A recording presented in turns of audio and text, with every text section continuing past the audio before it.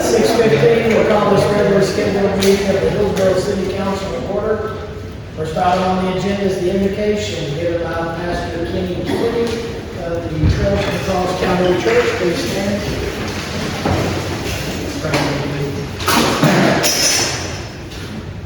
Gracious Heavenly Father, we thank you that we have the privilege and the honor to come before the Creator of all heaven and earth and humbly ask your blessing on this meeting of the Hillsborough City Council this evening. Lord, we pray for this council, each and every member individually, give them a spirit of unity and fellowship, wisdom and discernment, the things they need, equip them, Lord, to carry out the will of the people and the business of this community. We thank you for the citizens that are here tonight to participate. Lord, we just ask for your spirit to be upon this place tonight. Father, we pray for our nation, for our president, our representative leaders at the federal, state, and local level. Father, with the tensions going on in the Middle East, we especially ask for your hedge of protection to be around those involved, and Lord, that there becomes some sort of a peaceful resolution really quick. Lord, we thank you for our police, our firefighters, EMS, all those who serve 24/7 to keep us safe and protected. We ask for your hedge of protection around them as well. Above all this, Lord, we thank you for Jesus Christ, who came to this earth to save men, to take away the sins of this world. It's in his name I pray. Amen. Let's face the flag. Pledge allegiance to the flag of the United States of America and to the republic for which it stands, one nation, under God, indivisible, with liberty and justice for all.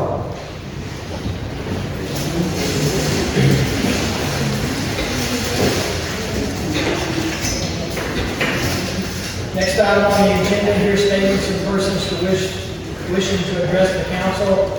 This will also include anybody that came that wanted to discuss the ambulance project that was previously on the agenda that was removed. This would be the time if you wanted to state any comments about that. We do have two individuals for the open comments. First one is Mr. Zangari.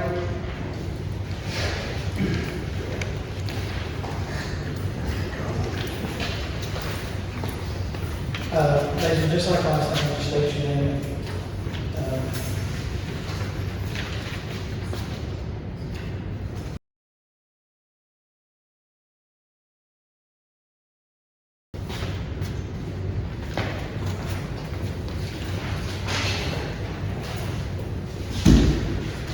All right. So I want to thank you guys for allowing me to come out and speak. Really, you guys should be thanking me. It is our right to come and redress our grievances to our government, so I'm going to do that tonight. I'm here to discuss a recent call for service, including Amy Howe, to examine it through the lens of Supreme Court case law, Florida versus JL in Terryville, Ohio, which sets the standards, and to explain why the department's findings through the recent investigation that was concluded risk violating constitutional protections. I will also draw a parallel to swatting incidents, which similarly hinge on unverified reports and can lead to dangerous overreach. In Florida versus JL, the Supreme Court, that's the U.S. Supreme Court, by the way, held an anonymous tip alleging someone is carrying a gun without further corroboration cannot alone justify a stop and frisk. The officer must corroborate sufficient details to establish reasonable suspicion. Similarly, Terryville, Ohio requires that any stop or detention be supported by articulable facts giving rise to reasonable suspicion of criminal activity. These standards guard against arbitrary intrusions on Fourth Amendment rights. In the Howell incident, officers responded to a trespassing allegation at location A. But by the time they arrived, Ms. Howell had already left and was observed at another business ordering breakfast at location B. Yet, the officers did not first corroborate with the reporting party or directly observe any ongoing trespass. Under Florida versus JL in Terryville, Ohio, that approach is insufficient. A trespass call must be vetted, confirming whether Ms. Howell is still on private property or posing a threat before detaining or interrogating her. Without such verification, any detention risks being unlawful. Swatting relies on false or misleading emergency calls that send armed responses to innocent people's homes. Like the Howell call, swatting exposes how unverified reports can trigger serious constitutional violations. Wrongful stops, searches, or even use of force. Officers must treat every call with caution, verify the caller's credibility, check timestamps, observe the suspect's current location, and corroborate any key facts before engaging. This discipline prevents Fourth Amendment breaches. This department's report dismissing the Howell complaint without acknowledging the lack of corroboration appears designed to shield officers rather than uphold constitutional norms.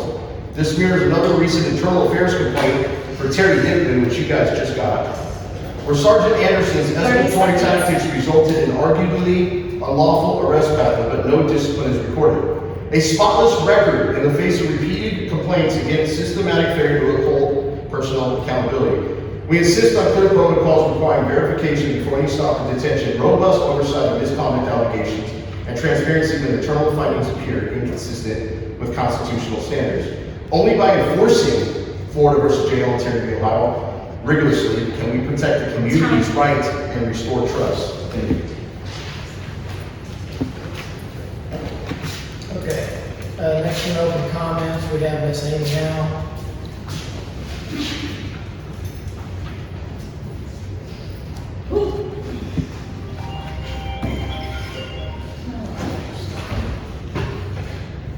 Okay.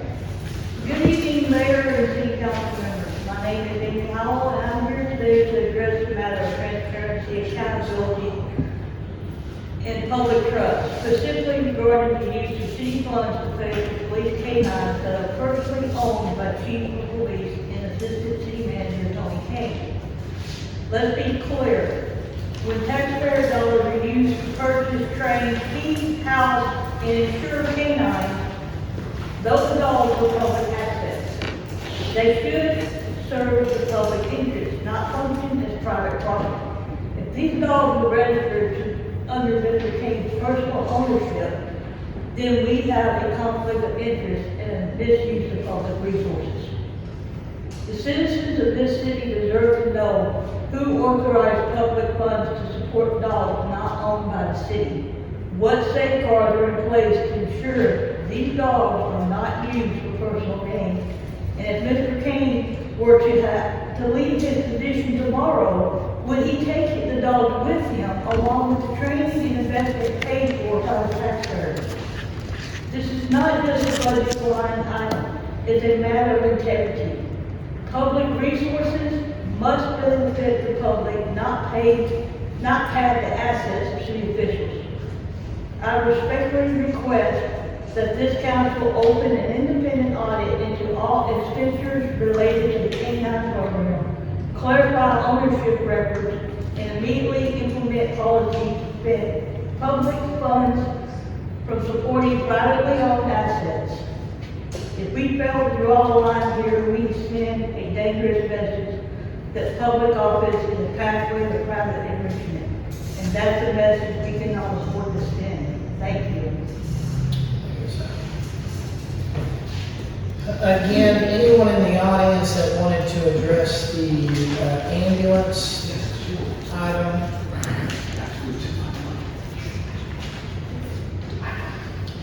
Hearing none, we'll close the open comments. Move on to the consent agenda. Deliberate and act on the approval of minutes for the regular meeting on June 3rd, 2025. Act on the approval of the bills. Deliberate and act on a resolution accepting the recommendations of the Planning and Zoning Commission to replat Lot 62, Buck Addition, becoming Lot 62R-1 and 62R-2, Buck Addition, in the city of Hillsborough. Being the same property by reference is recorded in volume 2355, page 819 of the official public records of Hill County, Texas, also known as 304 March Street. Deliberate and act on a resolution accepting the recommendations of the Planning and Zoning Commission approving a specific use permit for a recreational vehicle resort for property located on Laurel Drive to the south of 3000 Highway 77 and in the heavy industrial I-2 zoning district. A recreational vehicle resort is only allowed with a specific use permit in the heavy industrial I-2 zoning district. Council, does anyone have any questions about those individual items? Move to approve. Second. Got a motion and a second. Councilmember Fleming. Councilmember Robinson. Councilmember Richmond. Aye. Councilmember Jolly. Aye. Moving on to the regular agenda, here and deliberate on a presentation of the 2023-2024 fiscal year audit by Patillo, Brown and Hill.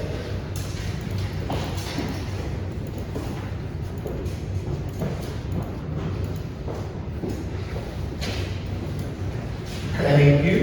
My name is Tom Pruitt, and I'm a partner with Tiller Brown Hill. I would like to first of all thank the council for giving us the opportunity to perform the audit this year. And I'd like to also give special thanks to Dale Snyder and all the city staff, everyone that assisted us during the course of the audit. They really did an excellent job of being ready for the audit and giving us all the information that we needed in order to complete our audit in a timely manner. What I'd like to do tonight is to just briefly go over the results of the audit that are contained in two auditor's reports that are included in your annual financial report. And then if anyone has any questions, I'd be happy to address those. The first report is the report on the audit of your financial statements. And you would find that report on page 1 of your annual financial report. What this report basically says is that the preparation of these financial statements is the responsibility of the city. We can assist with the preparation of the financial statements, and we do with all of our clients. But ultimately, it's the city's responsibility to accept responsibility for the preparation. It's your auditor's responsibility to express an opinion on the financial statements based on our audit. You'll find the opinion there in the very first section of this report. I'm happy to report we've issued what's called an unmodified opinion. You'll often hear it referred to as a clean opinion, and it's the highest form of opinion that you can receive. And what it really means to you as a user of these financial statements is that the financial statements that you have here in this report have been audited by our firm, and in our opinion, they're free of any material misstatements, and they're also presented fairly in accordance with generally accepted accounting principles. You'll also note in the very last paragraph on page 3 that our audit was performed in accordance with government auditing standards. Those standards require your auditor to do a number of things that go beyond just generally accepted auditing standards. One of which is to report on the city's internal controls over the financial reporting process and compliance with laws, regulations, contracts, and grants. And you will find that report, very end of the report, on pages 55 and 56. The first section of the report on page 55 deals with internal controls over financial reporting. What we're really talking about here is when your auditor performs the audit, they first have to gain an understanding of all of your internal controls over the financial reporting process. That's gaining an understanding of all your policies and procedures that you have in place that ultimately lead to the preparation of these financial statements. If during that process we identify any deficiencies, either in the way that those controls were designed or the way that they're operating, we are required to include them in this report. And you can see here on page 55 that there were no significant deficiencies in your internal controls over financial reporting that were identified during the audit. On page 56, the second part of this report deals with compliance. Here we're talking about compliance with contracts, laws, regulations, and grants. Are there any item that we believe if we were to identify non-compliance that could have a material impact on these financial statements? Normally those type of things that we reported in this report would be items that could ultimately create a liability in the financial statements. For example, if we were to say we were looking at a grant and we found some grant expenditures that we thought were unallowable or might be unallowable under that program, you might have to end up paying that money back. That can cause a liability to be included in your financial statements. Those are the type of things that we're looking at. And as you can see there at the top of page 56, the results of our test disclosed no instances of non-compliance. So, very clean audit. I congratulate the city on the results of the audit. To summarize, we've got a clean opinion on your financial statements. There were no significant deficiencies in your internal controls over the financial reporting process, and there were no instances of non-compliance with contracts, laws, and regulations.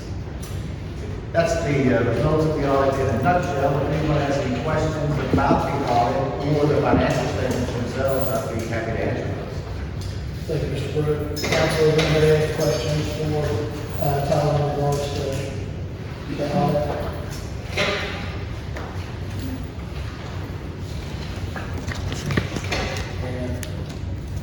If we don't have any questions, appreciate it. Thank you. Thank you.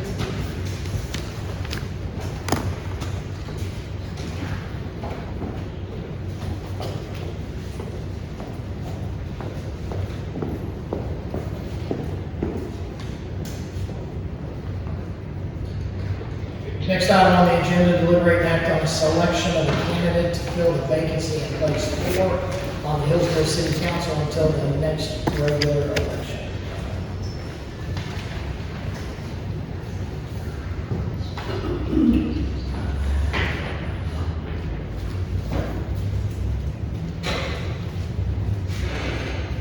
Good evening, Mayor and Council. During last council meeting, I was able to present the 2 gentlemen that were able to submit interest letters regarding the place 4 vacancy. During that discussion, it was decided that you guys would compile questions for those candidates and bring those back to this meeting. So I present to you guys the 2 candidates. We have Mr. Hernandez and Mr. Haney. At this time, the 2 gentlemen step up and come to the podium, please. Jasmine, can you take those questions? And then, Eugene.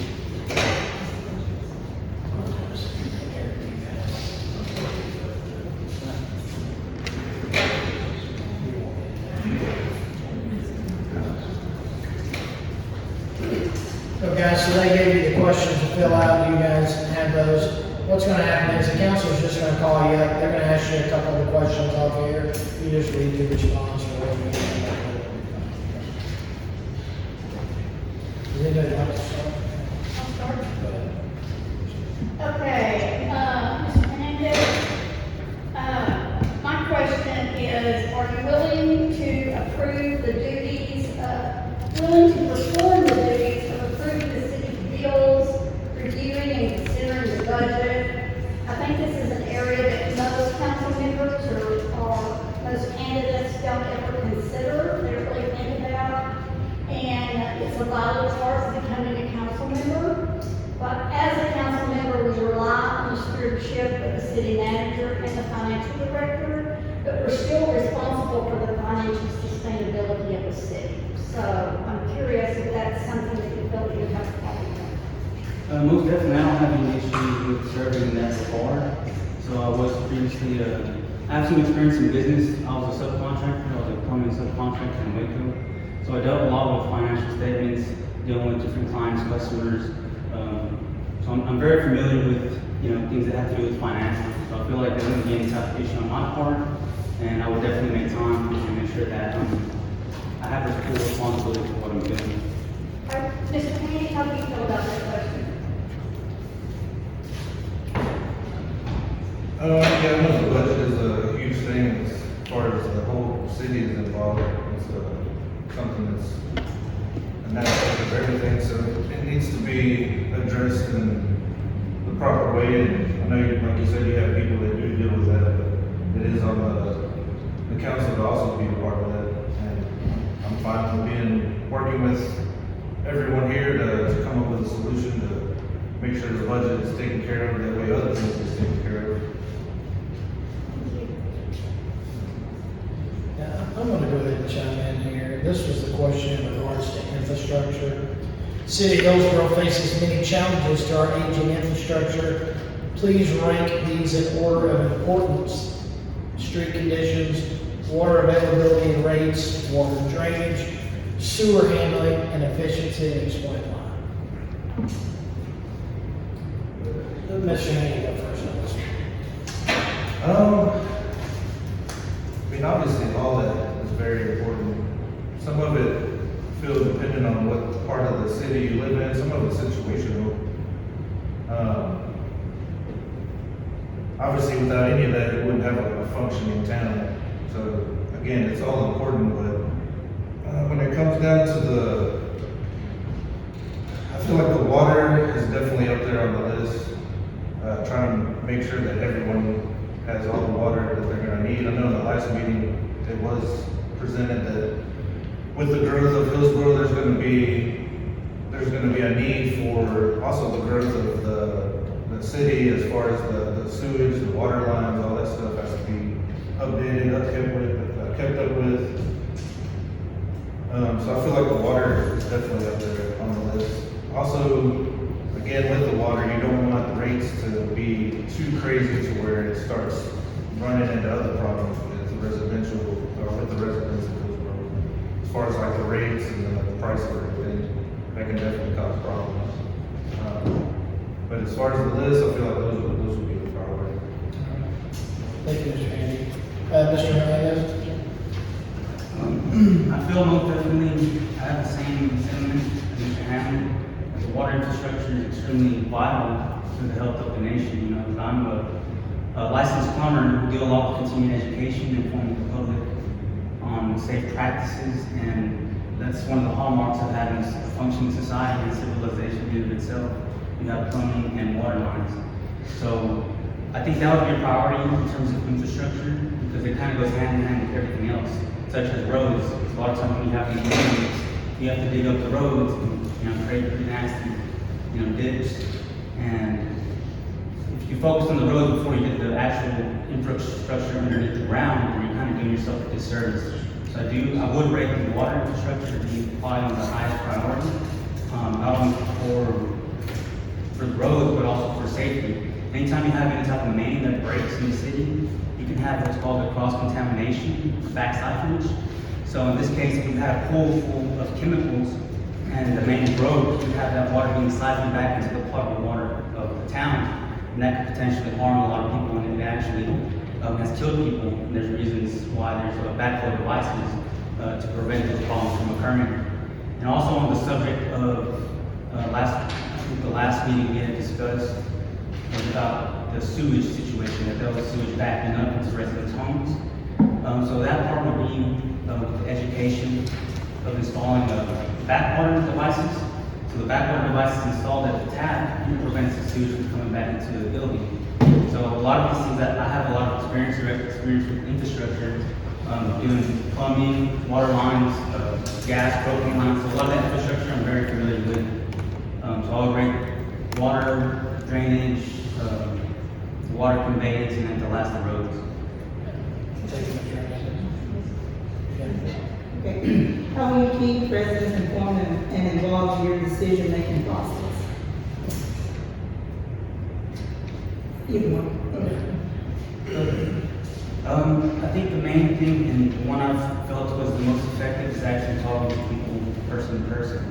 I know we do have a lot of instances where social media is used, and I would definitely use that resource as well, but I have a very strong affinity for people, and I always feel like you can get on someone's level by actually interacting with people. So I feel like the way I would do that would be to engage with people on a consistent basis. Through the volunteer work that I had done previously at the Mission Clinic, where I was a translator, so actually talking to people, seeing their concerns, and following up with them, asking them questions and seeing their responses and how they feel about their current situation within the city. So I feel like in order to keep engaging them, we have to be upfront with people. We can't just be behind the scenes, we need to be there and be proactive about it. Yeah, I agree. Talking to people, having that one-on-one or even just groups of people, not only at these meetings, but there needs to be community meetings all over the city that need to happen, so that everybody gets involved. I'm surprised that more people don't come out to these meetings, which I feel like something needs to happen before we do get out there and start talking to people.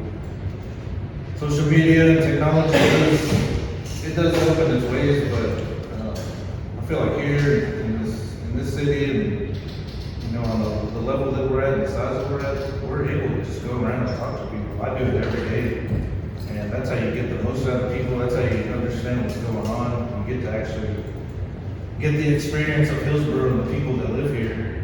And not only do you hear the things or the issues and concerns of the people, you get to hear all the great things that are going on around town. You get all the positive feedback with the negative, so it just helps everybody. I know there's a lot of churches all over town. There's a lot of places, event center that people could be utilizing as meeting places to get all this information out, and to have the people of Hillsborough come into town and share their information and share their thoughts on what they think could happen, or what they feel the direction of Hillsborough could be. So just getting out there again, talking with people one-on-one is, and also in my profession, that's the best way that I've learned to get the best experience out of everything and out of everyone. Just talking to them.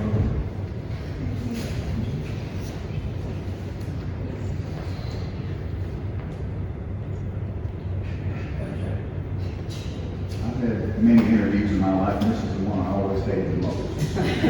Here you go. Mr. Fernandez, you go first. Describe a time you had to solve a tough problem or navigate a complex issue. How did you approach it? The approach is usually taking a step back, right? So in my experience, a couple of years ago, I was trying to become a homeowner. As you can imagine, someone that's young, it's kind of difficult to purchase a home nowadays. Just things have gone up exponentially. So I had to navigate that. That was a really complex and difficult thing for me to do, to procure the amount of money in order to make the deal. I had a lot of difficulties through that. I was rejected a lot of times on making different offers. I had a lot of issues with the title companies, the realtors. You can imagine anytime you purchase a home or you do anything involving real estate, you're dealing with a lot of different parties, you're dealing with a lot of different people. So being able to navigate that specific situation, purchasing my first home by myself, that was definitely a big milestone for me, overcoming the hurdles. But for me, it's always taking a step back, looking at the situation, assessing it, and after that, coming up with a game plan and then the execution of how to get it done. So from that point on, I've been able to acquire multiple other properties, do the things that I learned on that first instance.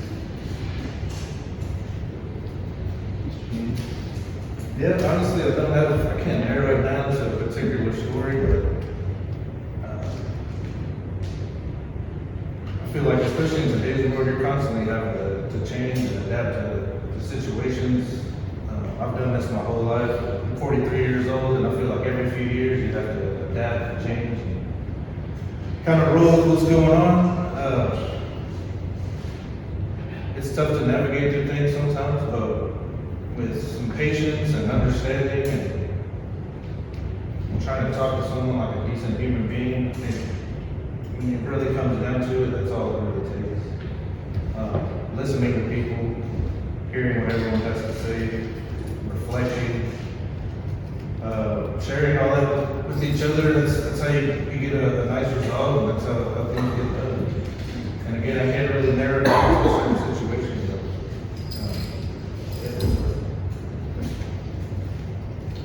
All right, I got a question about growth. Hillsborough experiencing growth and will continue to grow. Should we limit growth in any way? And how would you propose we did that if we didn't limit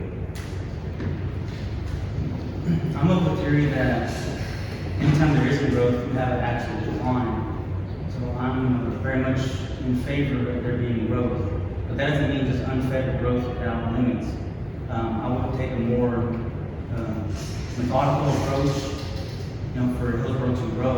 So there'd be different levels of planning that it would take in order to achieve that. But in terms of growth, Hillsborough, I think, has an awesome location.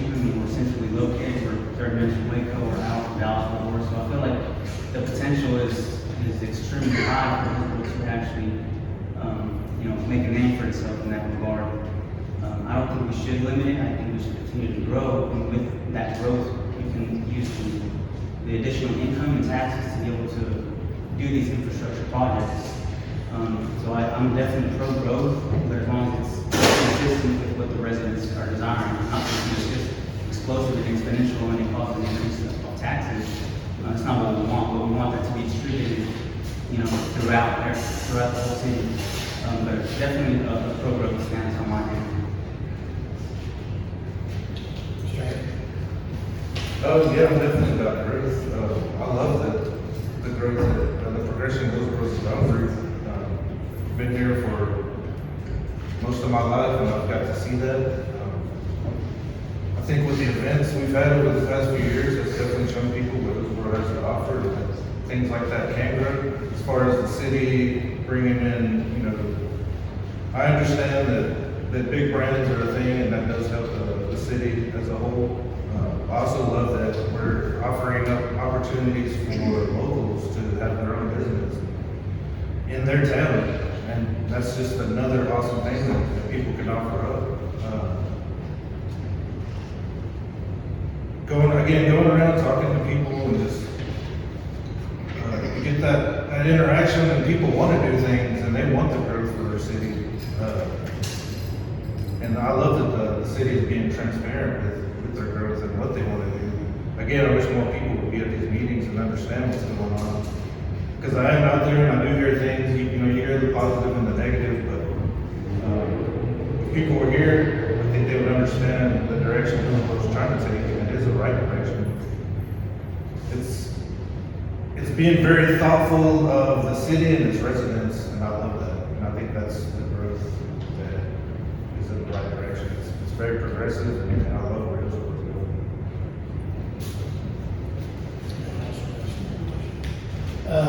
Let me first by saying thank you guys both for applying for the position. Both you two, I hope either one of you that doesn't get nominated does continue to try to get involved and does continue to try to get involved in one community in one form or fashion. Moving on to the next agenda, item, deliberate and act on a resolution to approve a newly appointed city council member to fill the vacancy of place 4 on the Hillsboro City Council until the next regular election. Council, do I have a recommendation or a motion to nominate one of these individuals to fill that position? We've got a motion for Edgar Hernandez. We've got a second. Any discussion? We've got a motion and a second. Councilmember Fleming. Councilmember Robinson. Councilmember Richmond. Councilmember Jolly. Mr. Hernandez, thank you. Mr. Handy, also thank you for applying. Thank you. I appreciate the consideration tonight. I expect to do as much as I possibly can, to help Hillsboro out, to really be there for the community. So I really appreciate the opportunity that you're giving me here, and also for everyone who came. I appreciate everyone who's really involved in the city of Hillsboro. I just want to be a servant to y'all, and that's really my only goal here. Thank you. Moving on to the agenda, item number 12. Here, deliberate on a presentation from Library Director Justin Dyer regarding an update on the library expansion project. Thank you, Mayor, Council. Try to run through this pretty quick because I know it's not a long agenda, but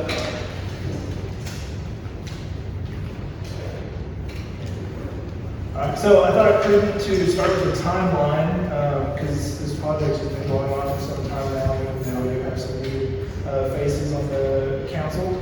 So back in 2019, we started with some initial plans with the architectural firm Architexas, and the council approved seed funding in the amount of $3.35 million. Moving on to 2020-2022, projects estimated to be about $6.9 million by the architects. We hit the ground running with our initial fundraising efforts. Part of that process, the council approved seeking loan money from USDA through a funding resolution in March of 2022. And then COVID-19 inflation started to hit, along with some design challenges to the project, and that original proposal hit $12.3 million. That was nearly double what we were looking for, and nearly double the amount the council had previously approved the library to seek funding for, so we entered a redesign phase of architects. That process took over a year, lots of meetings with the board and other stakeholders. We still met the same core objectives, streamlined the design, still got the children's library, still got the conference space, still have the new genealogy library, and got the price tag down to about 8.7.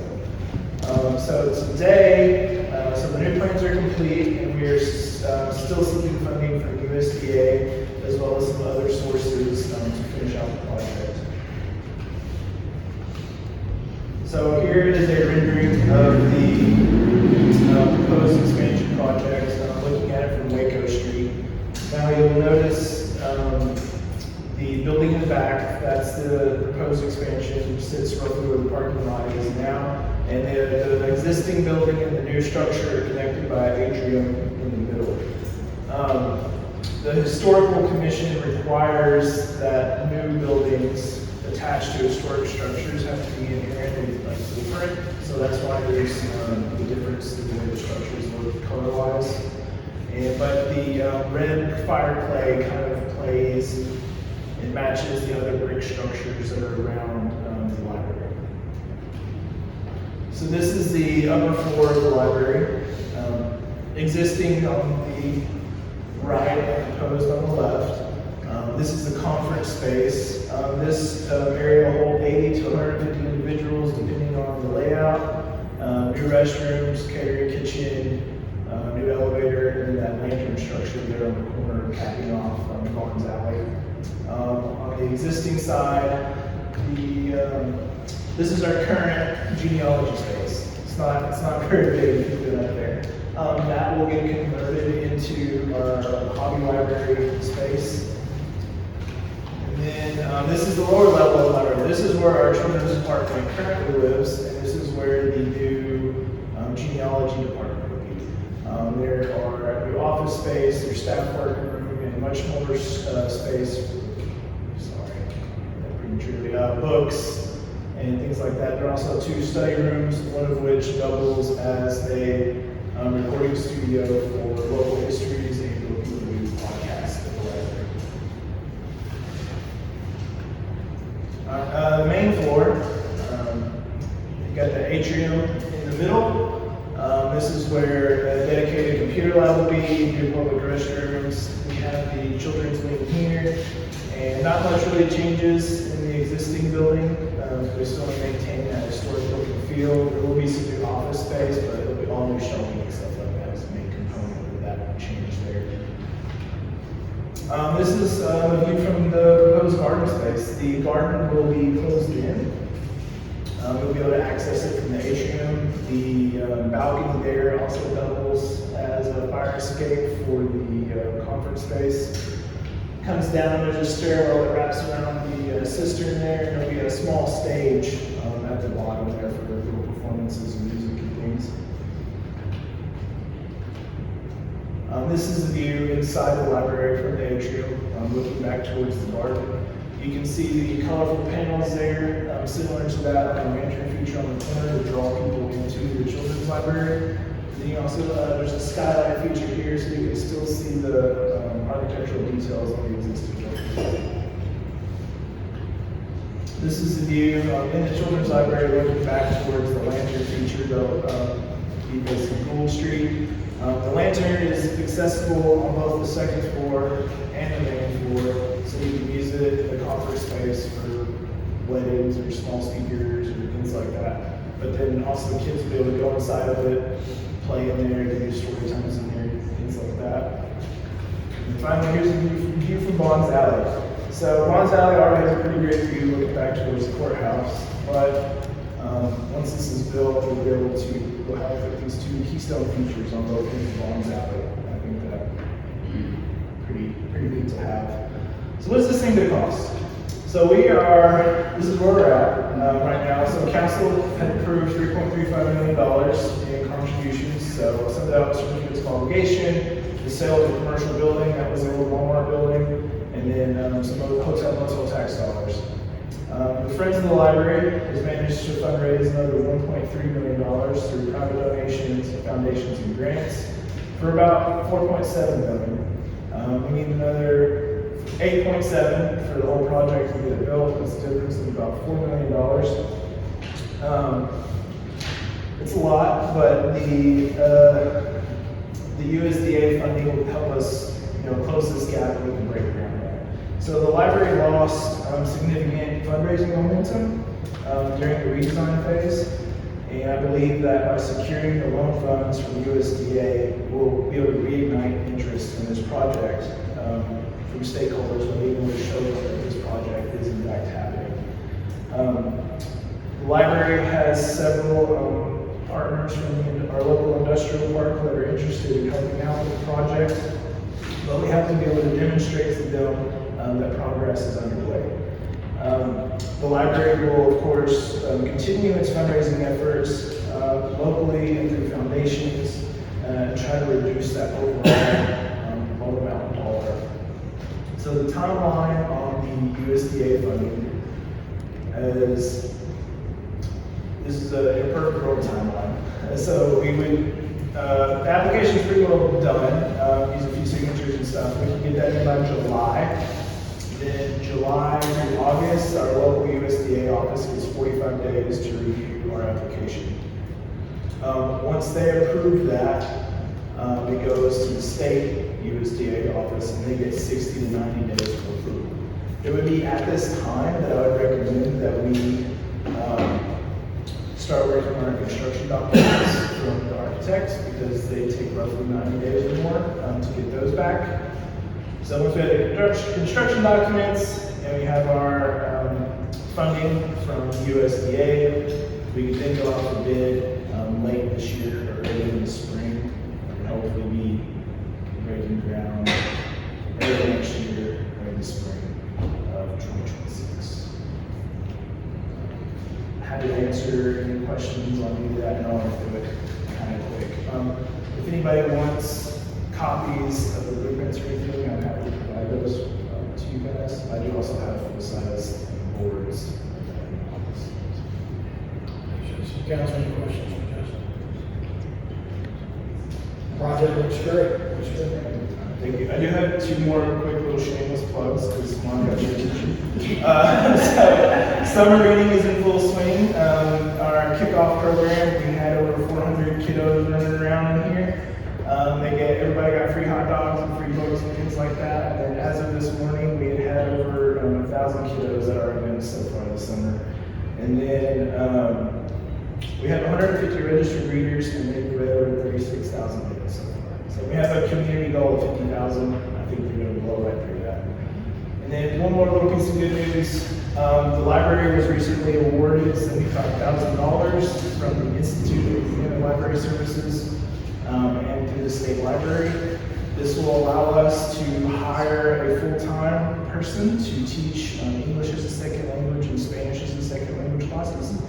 They'll also be able to provide additional library and other programs around language learning in the community. And then it's renewable for up to 2 additional years.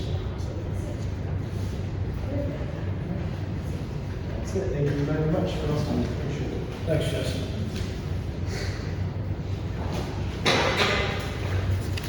Next item on the agenda, hold a public hearing first reading and deliberate on the ordinance accepting the recommendations of the Planning and Zoning Commission to rezone property located at 333 Peabody Street from restricted neighborhood commercial, RNC, to commercial, being the same property by reference as reported in volume 2306, page 276 of the official public records of Hill County, Texas.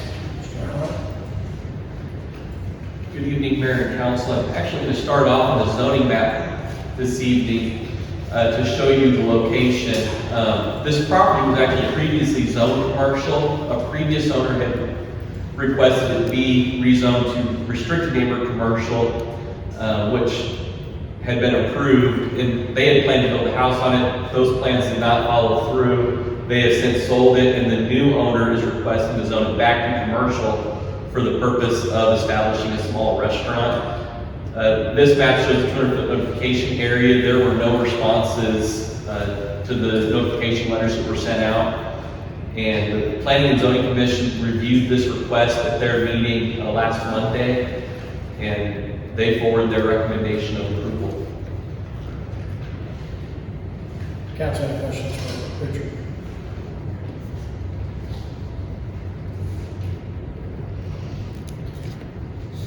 This does require a public hearing, so we'll open it up to anyone in the audience that would like to address this specific agenda item.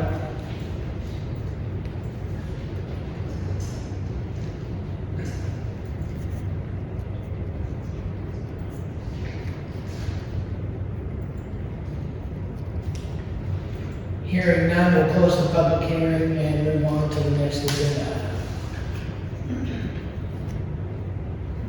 Hold a public hearing, first reading, and deliberate on an ordinance accepting the recommendations of the Planning and Zoning Commission to amend the terms of the 2007 zoning ordinance known as ordinance number 2007-01-01, whereby the purpose is to amend section 2.11, permitted use legend and table to allow dwelling two-family by specific use permit in the neighborhood commercial, restricted neighborhood commercial, central business district, commercial, light industrial, and heavy industrial zoning districts, and to allow dwelling, multifamily, and dwelling, single-family house by specific use SUP in the commercial zoning district. So previous text amendments have been approved allowing single-family dwellings, multifamily dwellings, and various non-residential zoning classifications. However, going back and looking at what all areas were left, that's where this particular agenda item came from, and why it's almost a tongue twister to read it out loud. So this one would propose adding duplexes, so the two-family dwelling units and all of the previous zoning classifications that have already been amended to allow for the single and the multifamily, but then also including the commercial district this time, which has not been amended previously to allow for single-family duplexes and multifamily with specific use permit. This was on the Planning and Zoning Commission agenda last week, and it did get recommended for approval. However, it was a little divided at P&Z, and the concern that came up was only for the portion that allowed the duplexes in the central business district. The concern that was expressed was the integrity of the central business district. I do think we've got a couple of people from the Planning and Zoning Commission here this evening, so I don't want to misrepresent any of their individual comments or concerns, but it did get approved with a tie-breaking vote for the way the agenda language was written. So with that, I'd be happy to answer any questions. Council, any questions for Mr. Reinhardt? Again, this does require a public hearing, so we'll open it up to anyone in the audience that has any questions regarding this specific agenda item. Ms. Bowman? Just an explanation of what a duplex would be in a downtown business district. Because a duplex to me is side by side, right? So you're saying that could happen to any building downtown? It may not be appropriate in just any location downtown, and that's the purpose of the specific use permit process. Now, there's also some areas, and unfortunately I don't have a map on the PowerPoint that shows, but there are some areas that are still zoned central business district that are removed from the downtown square. For example, there's like a section of North Waco Street that has central business district zoning, but it's all single-family homes along that lot. So if there's a vacant parcel there and a developer wants to put a duplex there, then they could come in and apply for a specific use permit.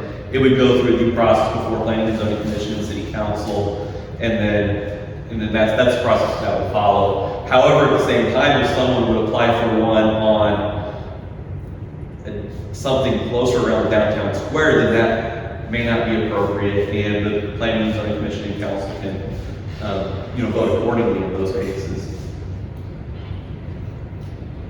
Anyone else in the audience? Speaking for the planning and zoning, there were two concerns that came up that were mild concerns that couldn't be addressed at the moment. One was parking concerns, if there was to be increased multi-family residential within the central business district. So one of the thoughts was potentially requiring a specific distance from the courthouse to meet these different standards. But I feel like ultimately it passed because it is on a case-by-case basis with the specific use permit, so we can evaluate for each specific case if it fits the look and what we're trying to do with the central business district. But there was some debates, so there's that. Thank you. Anyone else?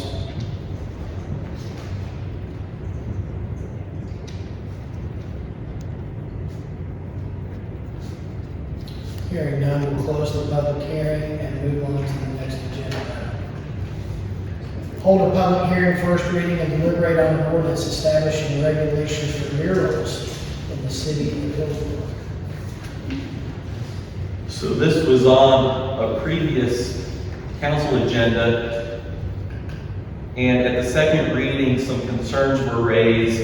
And so after having time to look at those concerns in a little bit more detail, we kind of started to notice that there were some things in the ordinance that fit better in design guidelines, and so the proposed mural ordinance was gutted of everything that is more design guideline-ish, and so it's just mural ordinance, and then those things can be incorporated into the set of design guidelines that the Historic Preservation Commission is currently working on.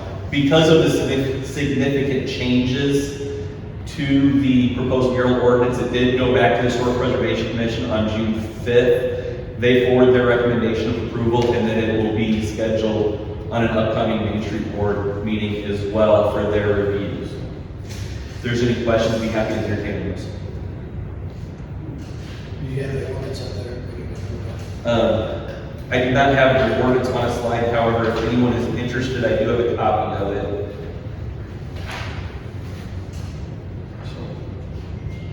So basically, you're leaving it that the specifics such as paint, upkeep, so on and so forth will be part of the selection or the design also. Yes, correct. So the recommendations as far as, paint and stuff like that, that's going to be more fitting towards design guidelines, correct? And Historic Preservation Commission will be responsible for the oversight of those. So the Main Street Board will still be responsible for the approval of a mural permit. However, the Historic Preservation Commission is currently working on updating their design guidelines. And then in the proposed mural ordinance, there's language that's added that then refers back to the design guidelines for the historic district. Council, any questions?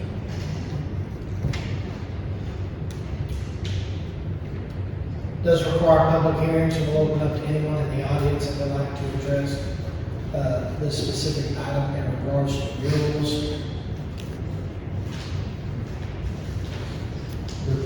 Yes. How does it deal with mural outside the historical district? So this just refers to murals within the downtown area, within the Main Street area, and then it follows the same process that within the Main Street area, it'll get Main Street Board approval, and if it's covered by the historic overlay, then it'll also get a certificate of appropriateness.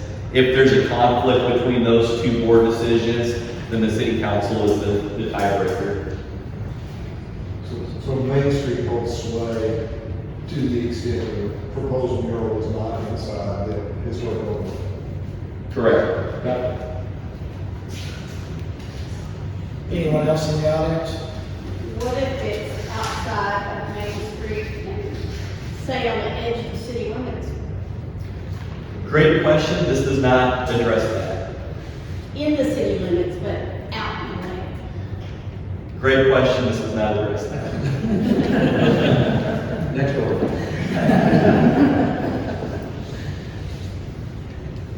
Okay, anyone else that would like to ask any questions regarding the mural ordinance? Okay, we'll close the public hearing.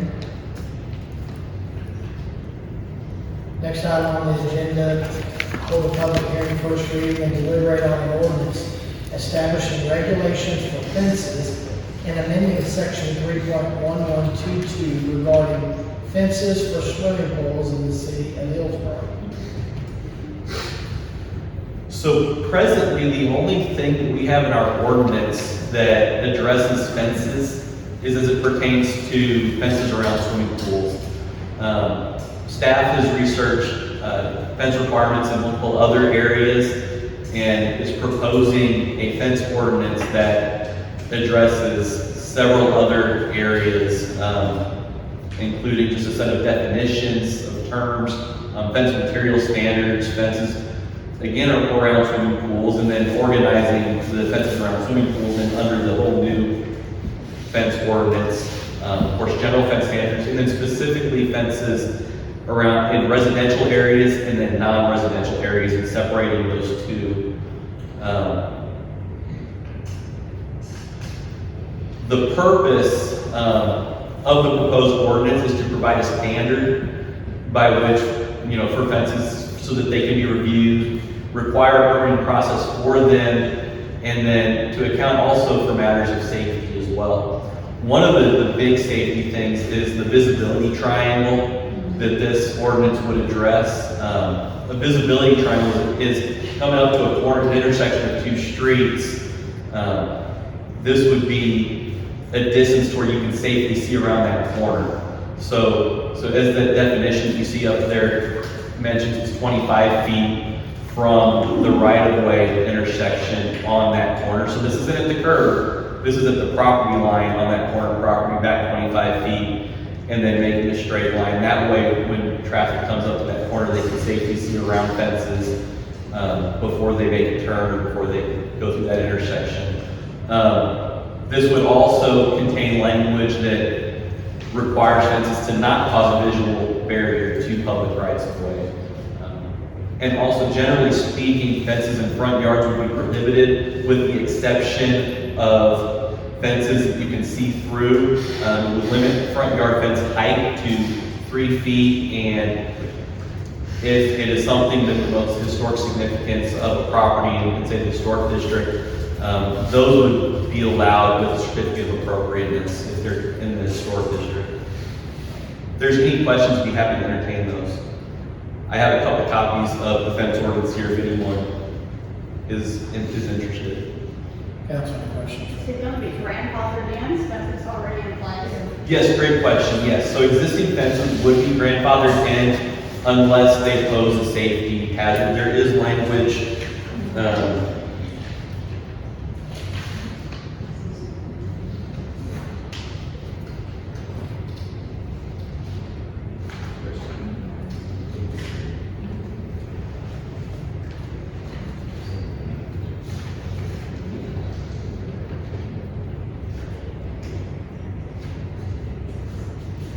okay, all fences,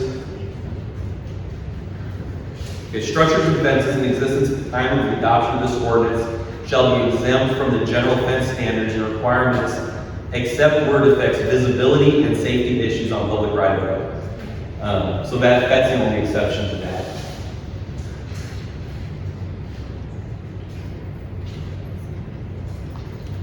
Is code enforcement going to police this, or is it gonna be if somebody's reported, then it's checked on, or?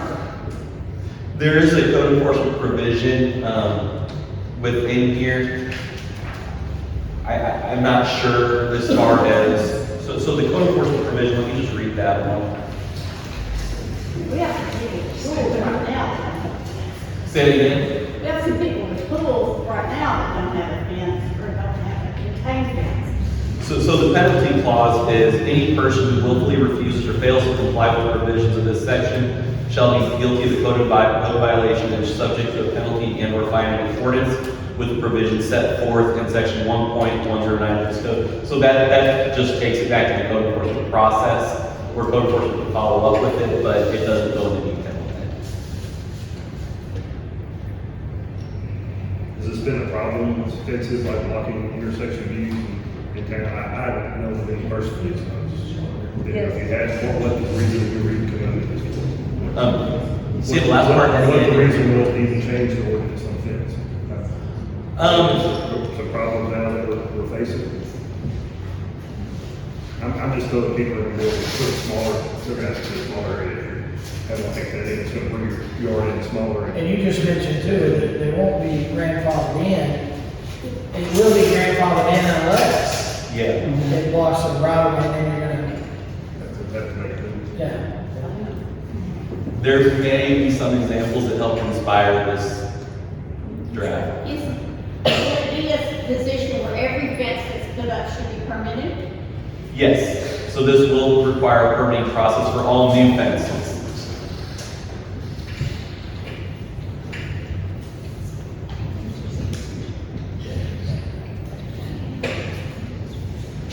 Okay, this, again, requires a public hearing, so we'll open it up to anyone out there that would like to ask any questions regarding the swimming pool and the fence.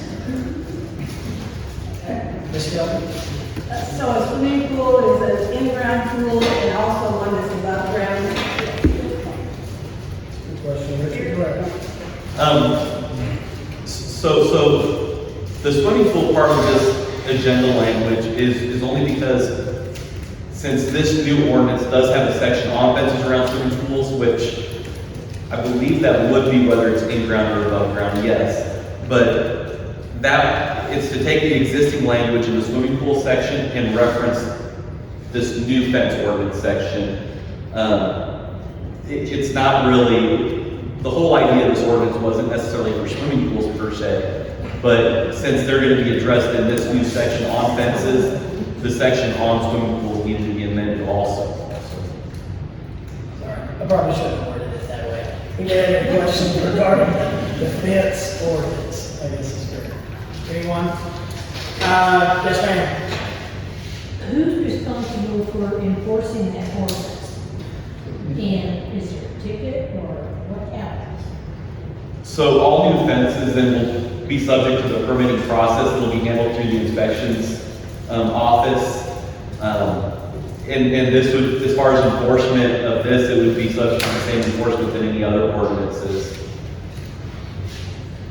I saw a hand over here, yes, sir. Is there gonna be any language in the ordinance that deals with fences that require a significant amount of repair? So say greater than 75%, it's basically a fence. So if it's damaged and it needs to be repaired and it's over a certain amount, will that constitute they need to move that back and shorten?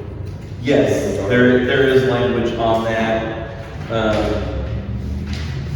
There's a section on maintenance.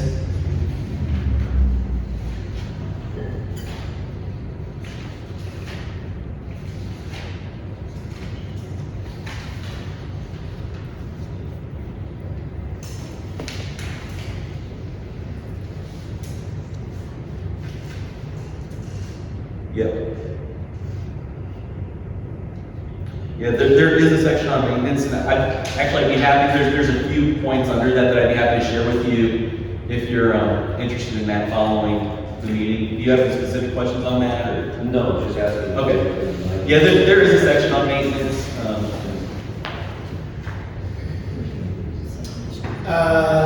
Lady here in the front, please. Do you currently have the staff that can handle the additional workload required for the new permits? And what would the cost of the permit be, and how timely would the review and approval happen? So this draft was made after several meetings with our building official and with the deputy fire marshal. And so asking them that question, I don't want to misrepresent them at all since they're not here. But yes, they are all for the permitting process, and they're the staff that will be helping with that additional workload. It would be substantial, as you can imagine. What about those that use bushes and stuff as their fence lines? Are you gonna go around and say, okay, you gotta turn it this much? When that's the trees are done? No, I don't think anyone's gonna be going around looking at landscaping. It's between permanent structure and living structure. And Yeah, so we have a section in our zoning ordinance already on landscape requirements also. There is a little bit in here on landscaping when it's used as a fence. And the only limitation there that you're gonna really run into is if it's, a landscape hedge in the front yard. And that height limitation, I believe, is 3 feet, but I can double check that also.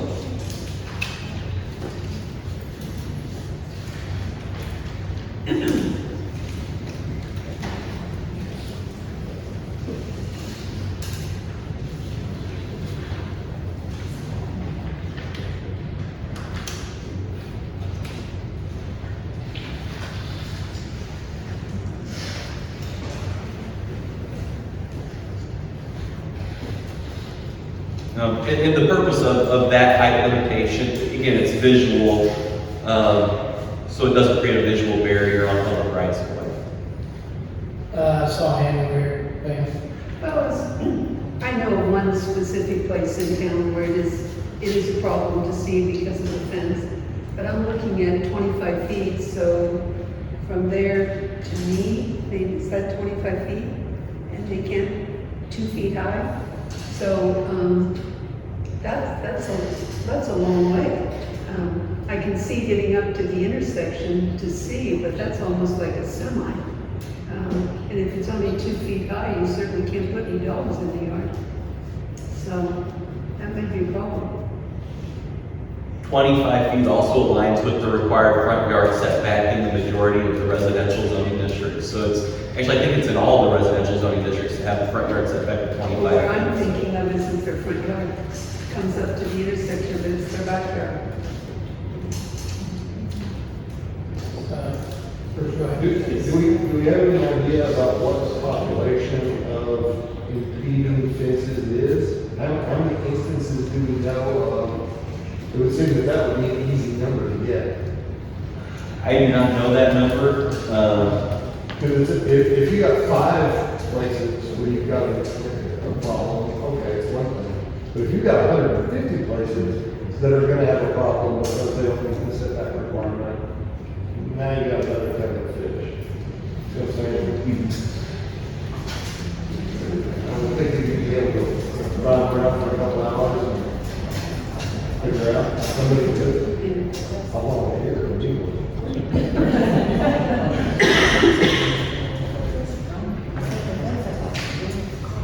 Anyone else?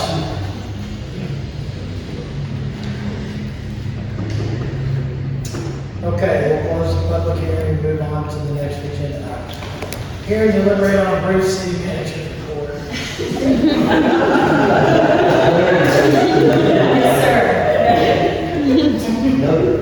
All right, last 4 of the 8 goals, second council meeting of the month. Build better infrastructure is goal number 5. We are nearing completion on our street and water project, street and infrastructure project. The last set of demo on Church Street is being performed right now. That piece is what's left. Once we get all of that ready to pave, then we can pave everything that's left that has not yet been paved, which is what everybody's waiting for. This is just a visual of our progress and the different steps. It's kind of the same steps to get your handle on and make a plan for each of the different disciplines. This is kind of where we are in each of those processes in a graph. I'll skip this. Okay. We got an evaluation of our street network. It is a process using engineering and artificial intelligence. And guess what? Our streets are bad.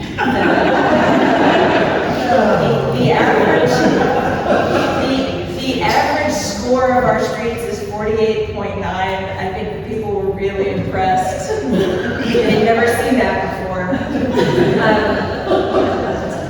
About 38 miles or 67% of our streets are rated poor or worse. And what that means is they need to be completely rehabilitated. We're not not talking about pothole repair, we're talking about tearing out that street and installing a whole new street. That's why people think we're so bad at potholes, because that's just not the problem.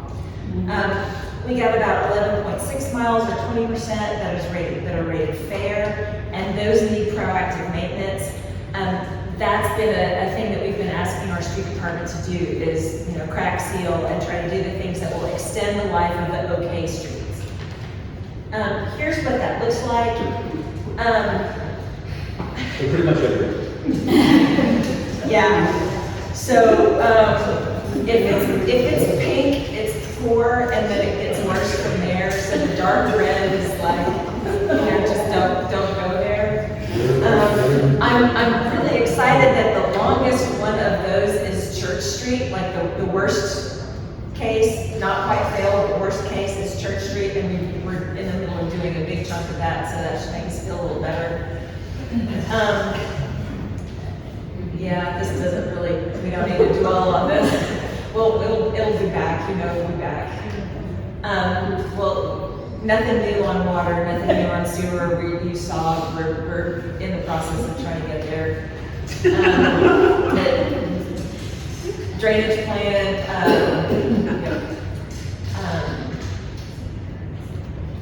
yes, all of that is sort of, you can see where we are. So economic development, I'm sorry, I know I'm trying to do this quickly, but let me back up. On deliver essential services, one of our essential services is public safety.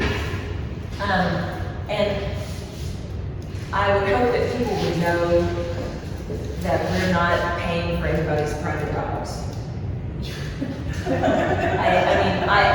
I can tell you in the 4 years that I have been here, I have not written any checks to purchase a private dog for anybody, or to feed somebody's private dog, or to train somebody's private dog. A dog? And not that that's not a valid concern.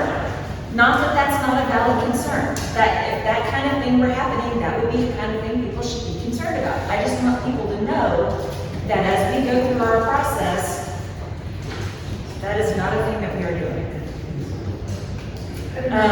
Goal number 7. Now, I don't think I'd be worried about a dog. Goal number 7 is to boost economic development. Our economic development team continues to work a lot of projects, and the main ones, and these are big deals. Project Dispatch, Project Freeze Pop, and Project Treasure Hunt are all, moving forward and looking good. And if all 3 of those made, it would result in tremendous investment in Hillsborough. Retail Coach, who we've contracted with to bring us retail prospects, they are working with several prospects. At least one restaurant and several retailers are looking at different locations in Hillsborough. Economic Vitality Committee is part of the Main Street structure. That committee has recently been meeting, and they're working on updating the business inventory for downtown. And goal 7.6, pursue redevelopment of the outlet mall. We started a demo, yay. Laser Retail is working with 6 prospects right now. We cannot announce those until those individual businesses make their filings. When those filings become public record, then you start to see those names. You've seen some names, you'll see some more over the next, couple of weeks to a month. And we're excited, we're getting consensus around kind of what the next phases look like. So phase 1 is these strips along the service road. Phase 2 is likely warehousing distribution on the back of the southern portion of the mall. Phase 3 is ultimately gonna have a big retail anchor, but it looks like we're gonna have a good intermediate step where we can actually tenant some of those spaces with good intermediate users while we're waiting for that big retailer that's not quite ready for Hillsborough yet until we grow. Goal 8, enhancing quality of life. Heard a little bit from the library, just as an example, the annual payment on that loan from USDA Rural Development, if the council chose to pursue it, would be roughly 2% of the revenue from the Somerset edition. So as we add development, our city facilities are going to need to expand. We're not going to build another library. We're going to need to build more parks as we expand, but we're not going to build another library. And if you look at the revenue from just Somerset, the property tax revenue from that development, you could service that debt with 2% of that revenue. So just to put it into perspective. Yes, we've got to do the streets, but it's a pyramid, and it does make sense to do some of the things at the top as long as the percentages make sense. Continue with all that good stuff. Parks and Rec, baseball, softball season is underway. We've hosted tournaments, we're hosting more tournaments. That's another area where we get a ton of use out of those facilities, and they could use some love. We'll be doing that as part of the comprehensive plan. We just celebrated the 60th annual Bonds Alley Art Festival. Fantastic event, beautiful dinner the evening before. Really, really proud of the team of staff and volunteers who put this together. Some of y'all's faces are in that picture. With my mouth open. No comment. We do fun in the park events at our neighborhood parks in the summer. The one at Centennial Park was held last week. They ran out of food and had to go get more food. Again, we're talking about facilities that hundreds and hundreds of people enjoy, and we're really proud of the staff that takes care of them. We did not have movies in the park last week because everything was squishy, but it is going to resume this weekend, and we'll keep that going.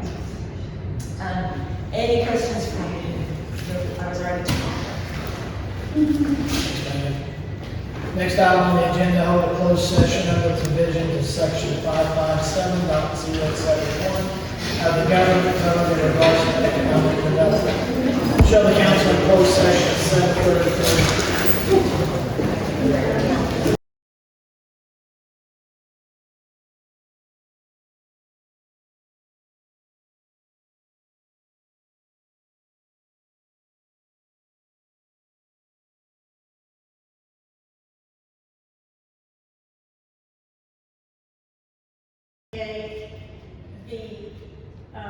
To handle the negotiations for the timetable for the remaining buildings and the lease of those.